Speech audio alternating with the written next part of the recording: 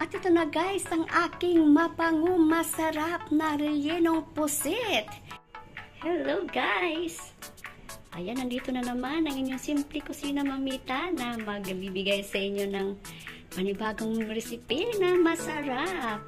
Ito ang rellenong pusit.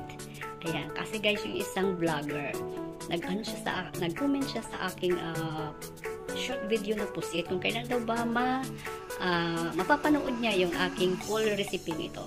Kasi ito na, nakalimutan ko yung kanyang channel. Anyway, nandito na. Abangan mo na lang kung sino ka man. Ang aking full recipe ng aking rellenong pusit. So ito na guys, ang aking mga sangkap. Ayan, meron akong dalawang pusit. Ayan, hindi naman masyadong kalakihan. And then meron minced pork. Ayan, may flour, may itlog para sa ating binder.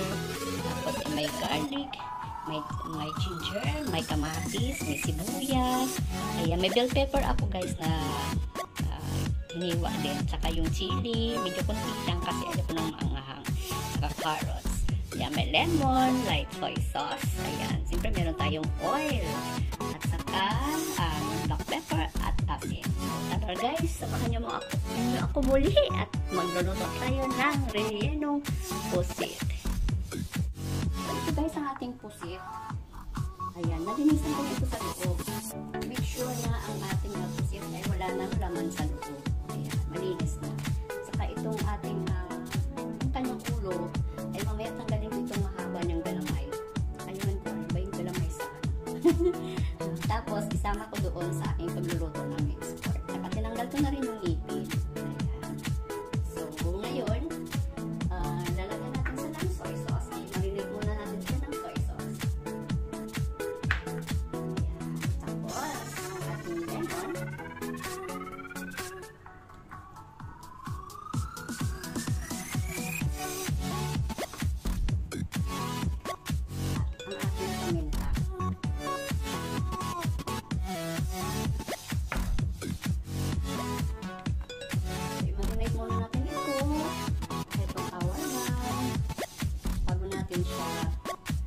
Lagyan ng ating palaman na maya na minced pork.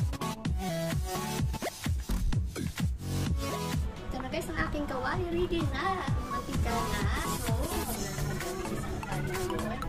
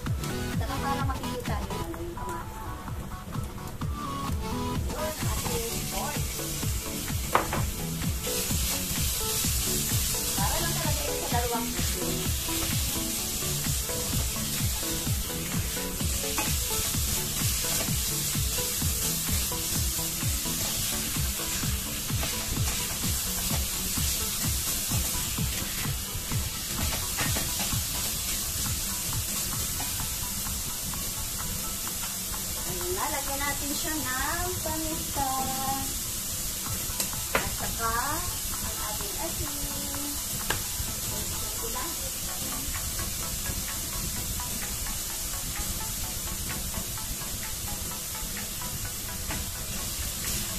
Pwede na natin lagyan guys ng water. Tuloy na lang natin ang ating minced pork. Ayan. So pagkakulo nito, kailangan i-mix na natin ang ating takpan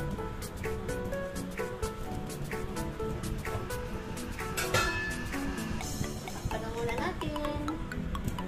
Ito na ang minced pork natin guys. Malapit na siyang maluto at malapit na rin maubos ang kanyang sauce. So, itong yung galamay ba ng pusit. So, hiniluhin ko ako ng maliliit. At sinama ko na rin agad dito. Tapos, lagyan na natin ang carrots. Carrots natin, okay lang yan kahit kung may ilagay kasi maliliit lang naman.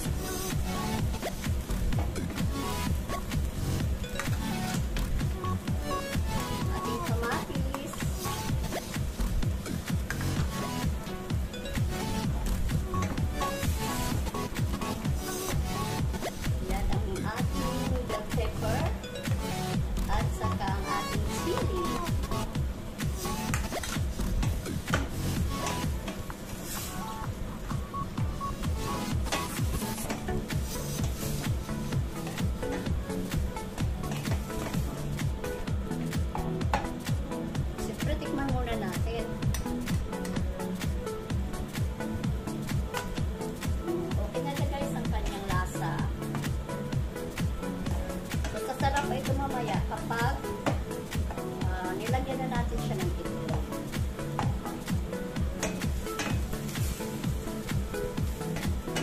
I-cool down na lang natin ito. Pagkatapos natin maluto, i-cool down natin. Tapos, saka natin siya lagyan ng itlog at ang ating flour.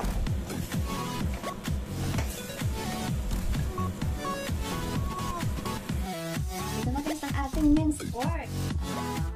Ano siya? Malamig siya. So, pwede natin ito lagyan ng itlog.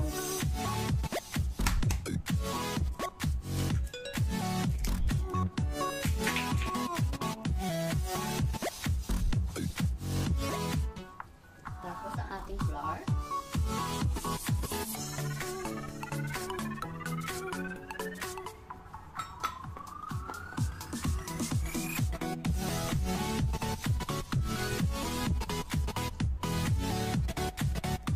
Kailangan guys hindi siya masyadong wet.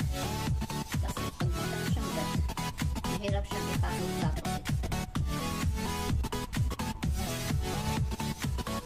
Pwede nito guys, ayan, hindi na siya pinasabaw-sabaw. Pwede na natin ilagay sa ating pusit. So guys, naglalagay na ako ng palaman ng ating pusit. Ayan, so tapos talagyan ko lang isa. Kasi guys, basta-basta madaling maglagay sa loob ng pusit. Kasi nga madulas. Ayan, so kailangan i-press natin pababa. Ayan. Ayan, sinishake-shake ko pa. para bumaba ang kanyang pinasok ko nga palaman. So ganito lang guys ang paglagay. So taga-taga lang at may sarap din na kapalit nito.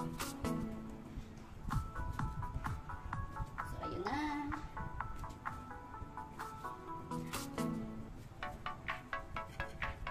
Tapos yung kanyang ulo papasok natin sa loob. Para maganda siya tingnan. Kompleto, may ulo. At saka syempre, lagyan natin siya ng toothpick. Ayan, para hindi siya lumabas. Pero syempre, ang toothpick, bago natin ihain, tatanggalin natin. Mamaya dyan, yung pag-serve natin, nakain yung toothpick. Ayan.